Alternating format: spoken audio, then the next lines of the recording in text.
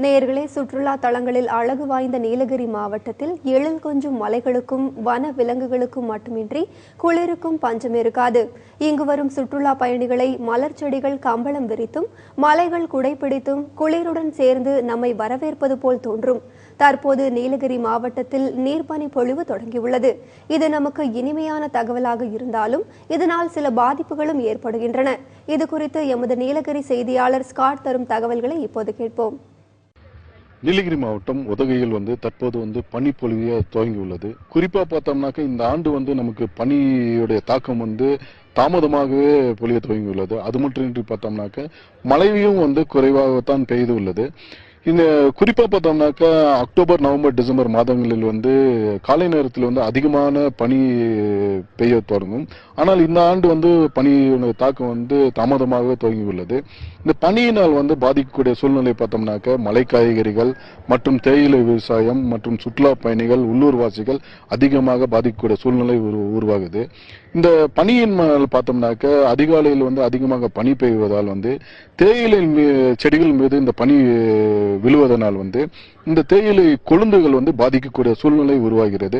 இந்த கொழுந்துகளை பாதிப்பதனால் இந்த கொழுந்து பொறிக்க முடியாமல் தேயிலை விவசாயிகள் மிகுந்த ஏமாற்றம் அடைகின்றனர். அது மட்டுமின்றி பார்த்தோம்னாக்க நீலகிரி மாவட்டம் ஒரு மலை மாவட்டம் என்பதால் இங்க அதிகமாக மலை காய்கறிகள் பயிர் செய்து வருகின்றனர்.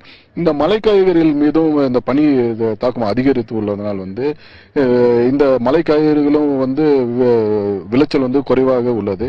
அது மட்டுமின்றி பார்த்தோம்னாக்க நீலகிரி மாவட்டம் ஒரு சுற்றுலா தலமாக உள்ளதால் இந்த சுற்றுலா தலங்களில் வளர்க்கக்கூடிய செடிகள் மீது விழுவதனால் இந்த செடிகளும் கருகக்கூடிய சூழ்நிலை உருவாகிறது.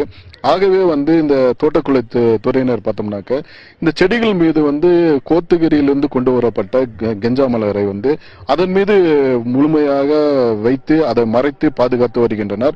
அது மட்டுமின்றி பார்த்தோம்னாக்க காலை நேரத்தில் இந்த நீரையும் இந்த ஸ்பிரிங்கிள் மூலியமாக தண்ணீரும் பாய்ச்சப்பட்டு வருகின்றனர்.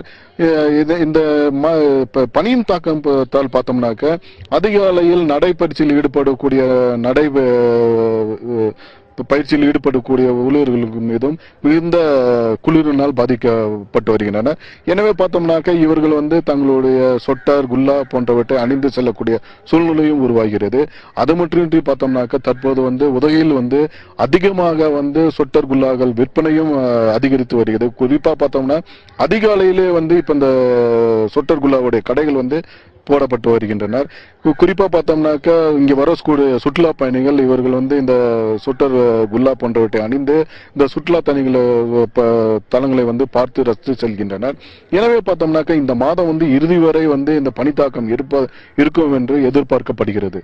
சத்தியம் செய்திகளுக்காக உதகையிலிருந்து ஸ்காட்.